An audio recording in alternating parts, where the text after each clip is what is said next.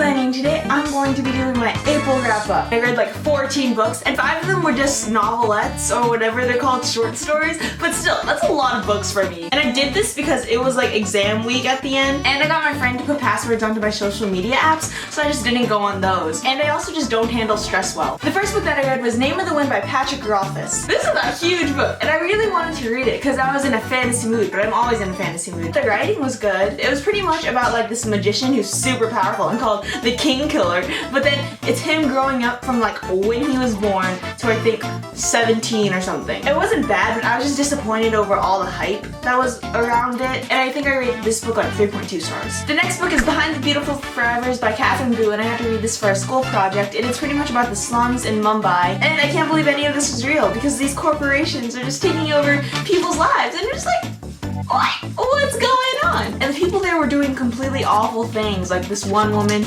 burned her hand off just to get revenge on someone, and then this other person has like a trash business. It was just really sad, but it was also really good, and I'd rate that one like a 4.345 stars. Then the next book that I read was probably my most anticipated book of this year, and it was Flamecaster by Cinda Williams-Chima, and it was just really disappointing because this was my most anticipated book of the year, and this is actually a new series by her that's following the Seven Realms series, but it's in a new series and it's like a generation later, and I just didn't like it as much as I liked the first series. I love this world and I love this magic. What I don't like is when authors will create second series that go along with their first series, but then they just add all these new rules, all these new magics and creatures, and it was just like, that wasn't there in the first series. The first series was a really big deal, so you can't just downgrade that just because you're making a new series. No, the first series was a huge freaking deal. At least that's the way I think about it. I know other people have different opinions about that. I still rate this like a 4 or 3.9 star reading because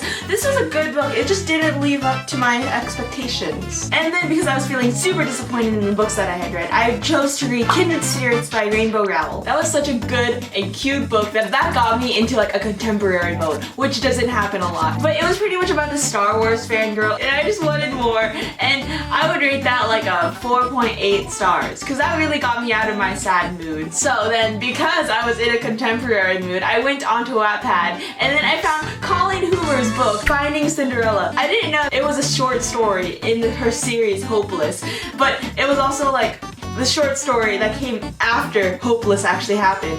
So I read that one first, and that got me into like a Colleen Hoover mood, and I'm probably gonna make a video about this because I read the good amount of Colleen Hoover books. Before I get to the next Colleen Hoover books, the other books that I read was The Forbidden Wish by Jessica Corey. This one isn't really a popular book, but I've seen it around BookTube a couple of times. It was like a 4 to 3.8 star rating. It wasn't bad, but it also wasn't like the greatest thing ever. Some of the culture did feel forced. The first Colleen Hoover book that I actually read was November 9. That one was really cute, but it was kind of like a kiddie emotional roller coaster in the end. Like there were emotions all over the place, but it was like kind of small emotions that were all over the place. And then I read Losing Hope because I tried reading Hopeless, which is the first book in the Hopeless series, and Losing Hope is the second. But they're the same exact book, but the Losing Hope is from the guy's point of view and Hopeless is from the girl's point of view. But I didn't want to read the girl's point of view because the guy seemed super interesting with his whole backstory and stuff. So I read Losing Hope and then I just finished the book in the guy's point of view. And then I read 3 short stories by Colleen Hoover and Taryn Fisher, and they really like combined to make one overall story, but they released it in 3 separate stories for some reason, and it's Never Never Part 1, 2, and 3. The short stories were really good, but what bothered me was the ending because I just